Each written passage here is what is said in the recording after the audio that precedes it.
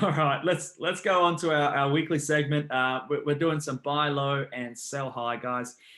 Now I've got a couple of buy low guys here. We'll get a bit of a theme going in a second. So I'll start off with mine. My first buy low here is Jayson Tatum of the Boston Celtics. Now the Celtics have had a rough go of it recently, and it's been reflected in Tatum's recent numbers. Just as a few games back, he had a 9-point game, shooting 22%. His most recent game, he scored 14 points. In the last 4 games, he's also scored 13 points as well. So 3 of his last 4 games scoring 14 points or less, that is not what the person who drafted him in the first round wants or expected. So if you're able to, I definitely think you could get Jayson Tatum later. I actually don't think that he will be a first round rank for the entire season. I think it might have been a bit premature drafting him at that point. He's 25th of the season. I think he's probably definitely a top 20 player. But I would be tempering expectations not to overpay to get him. But at the moment, I think you could drop a, top 40 player and sort of get him on your team. In the last 2 weeks, he's the 53rd ranked player in 37 minutes a night. So you can point those out to the owner, let him know that he's struggling, the Celtics suck, all that sort of stuff. And you might be able to get a buy low on your hands. What do you think about JT?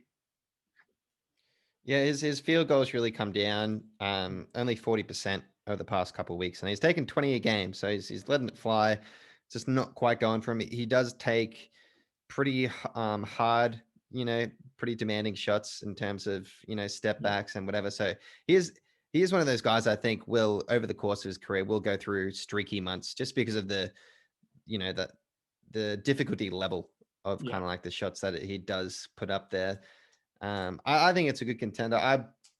It's one of these things though, because someone probably would have offered up a first round pick. Sorry, would have used a first round pick to get him, or one of the earliest second round picks. So it's hard to really let go of a player like that. Yeah, there's usually a bit of a connection. Like I know he's on your team. Like, would you consider trading him? Oh no, he's not. He's on Sam's team, isn't he? No, they stole him from me. Yeah, he stole it from me. And I did float out a buy low offer and got immediately shut down from Sam today. So yeah, you're right. It can be that emotional attachment for those first round players, but sometimes it goes the other way. Sometimes you're really just sick of a guy who's supposed to be a first round talent and he doesn't produce anything for you. So maybe you can throw out a couple of third or fourth round guys and package them together to get Jayson Tatum. And I think that could be a good option there. All righty, we'll head over to you now, Cal. Who's your first buy low candidate? So this is an interesting one, and I'd love to get your take. I'd say he does classify as a buy low. Yep. But I'll have to go with Mitchie Robinson. Okay.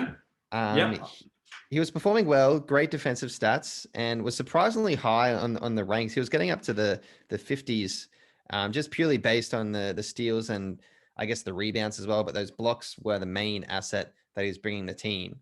But that being said, even though he is a buy low, he is a bit of a gamble because Nerlens Noel has been really producing almost identical numbers. He's been putting up good steals, good blocks, the rebounds and points.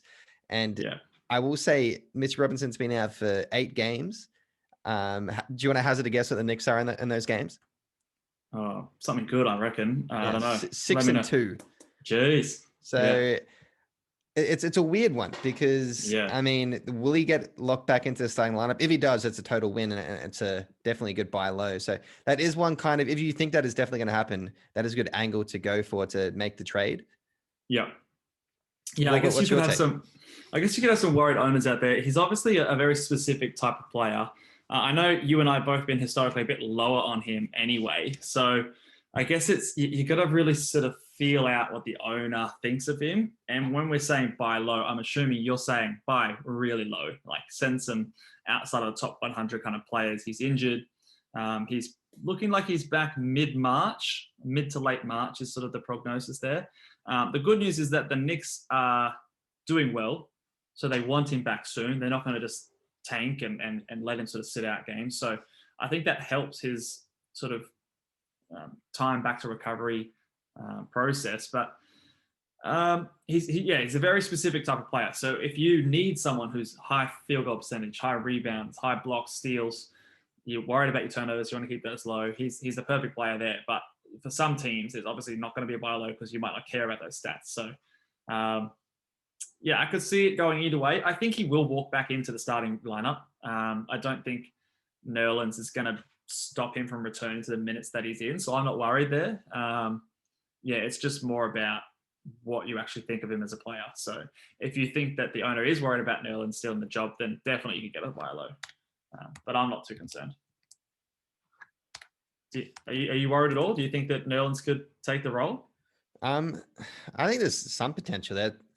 I mean, they're 6-2. That's the thing. It's such a good record. I don't know. Tips can be pretty brutal sometimes. Yeah. I mean, the last 3 games, Nerlens has played 37, 40, and 41 minutes per game. So which is pretty good. The games before that, though, 23 minutes, 24 minutes. So a few wins in there. It's hard to tell. It's hard to tell. I think at this stage, it was not like he was playing enormous minutes beforehand. Like he was only playing the 28 minutes a game. So I don't think it's a huge ask. I think that they're probably going to be, around that again. So I'm not too worried. But good one though. Let's move on to my next one, and it's another Celtic, which is my theme for these buy lows today, and it's Jaylen Brown. I think he's the first player to feature on both lists for us this year as a sell high and now as a buy low. Obviously, at the start of the year, started on fire. Kemba Walker was out. He was sort of the main man. They had a few guys out with COVID at one point. Was crushing it. Now, recently, less so. He's been down, as again the whole Celtics have been. And if we look at from a rankings point of view, in the last couple of weeks, he's actually outside the top 100, ranked 106th. That's on the back of no blocks, low steals, field goal percentages is poor, points per game is down, nearly below that 20 points per game sort of mark. And his 3-pointers, it's 1.9, but when you're at, the league is shooting a lot of 3-pointers right now. So that's actually not quite cutting it in terms of sort of value. So that's actually a negative score there at 1.9. So that's also dragging his marks down. He's someone who I think you could definitely buy low. I don't think he's going to be outside the top 100 for the rest of the year. I think he's close to that 50th kind of rank mark. Which is where I see him sort of evening out. And he's on 46 for the season. So that's taking into account his hot start and his trash stretch at the moment. So I think that's really what you're playing for. Ranked 120th the last month. So just to give it a little perspective there. What are your thoughts about Jaylen Brown? Yeah, it's pretty weird how over the past couple of weeks, you got Jayson Tatum, who you mentioned before, shooting 40%. And over the past couple of weeks, Jaylen Brown's only shooting about 43%, a bit under. Yeah. So it's a bit weird. You would have thought that they'd kind of help each other out in terms of field goal. So that's one of the other big negatives that Jaylen Brown's been hurting your team on. She's putting up about 17 attempts a game, but he's only making 7 of them. So you don't love to see it. He had great percentages when Jayson Tatum was out. I feel like he was shooting like about 50% from the field. And that's why there was so many talks about him potentially even making the starting lineup for the All-Stars. Yeah. So a bit weird. His defensive stats has not been there either. You really want to get his steals up. He has, in the past couple of weeks, has been under a steal a game. So you don't want that. Yeah. So definitely worth going out there. Maybe the owner is a bit worried. Yeah, I definitely think so as well. He's also someone who, but a good note to know, he's actually improving his free throw percentage. So on the season, he's 78%. In the last month, he's been over that 81% mark, which is a very key sort of area to be hovering around, a positive versus a negative on decent amount of attempts.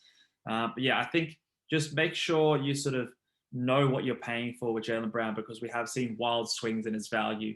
And I think the key here is also Marcus Smart. As soon as Marcus Smart comes back into this lineup, I think it's going to change the world for the Celtics. Like, you're going to see Brown go to the small forward, Tatum go to the power forward. I hope that they don't start those two big guys, which clog the lanes, clog the paint, and it will provide a bit more spacing for these guys to get to the rim a bit more freely. And I actually think that he's a big key factor as to why the Celtics have been struggling, number one, but also why these two players are down in terms of fantasy value. And field goal percentage, we know, is the big thing for both these guys, because that paint is clogged right now because they're not really guarding anyone else on this team, and can focus all their attention on those players. So I think that's what's going to happen when Marcus Smart gets back. All right, hit me with your second buy low. Right, well, we did touch on him in the players to return from injury. So if you haven't checked out that video, go check it out because he just played today, and it is Bogdan Bogdanovic. Played 15 minutes today. He's back. There's still injuries with the Hawks in terms of, I think Chris Dunn still out, who could kind of take some of his minutes, DeAndre and Hunter. Hunter as well, who's that injury is hurting them a fair bit.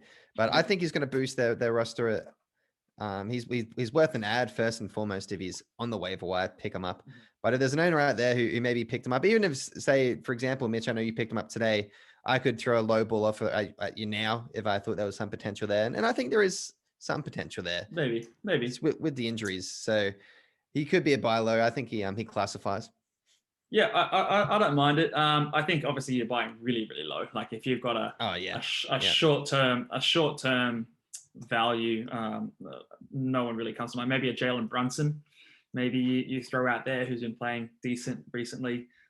Someone like that who's Lou Williams or something like that. Yeah, look, there's someone who's a bit of a hot stretch, but you probably don't think they're going to have a long-term upside, and maybe you can sort of trick some owners into getting someone in a bit of a short-term value. I'm not completely sold on him as a super highly upside sort of player, but I definitely think he can suit some teams in terms of he's going to give you three, he's going to give you some points and assists, some low steals sort of thing. So not too hyped about it, but I could see it working out. And he was in the fourth quarter playing pretty well in today's game when I think it was John Collins sat the entire fourth quarter, and the Hawks actually did a decent job coming back into the game and ended up winning. So that bodes well for his sort of minutes moving forward. I think there's a lot of frustration over in Atlanta. They obviously fired their head coach recently, so those minutes are going to be up in the air a bit, and we're just got to wait till the dust settles. And when this minutes restriction is off, obviously the All-Star break coming up helps him as well. So I think there is potential that maybe he scoops up and becomes sort of a heavier minute player. So I would ever pick him up if he's there.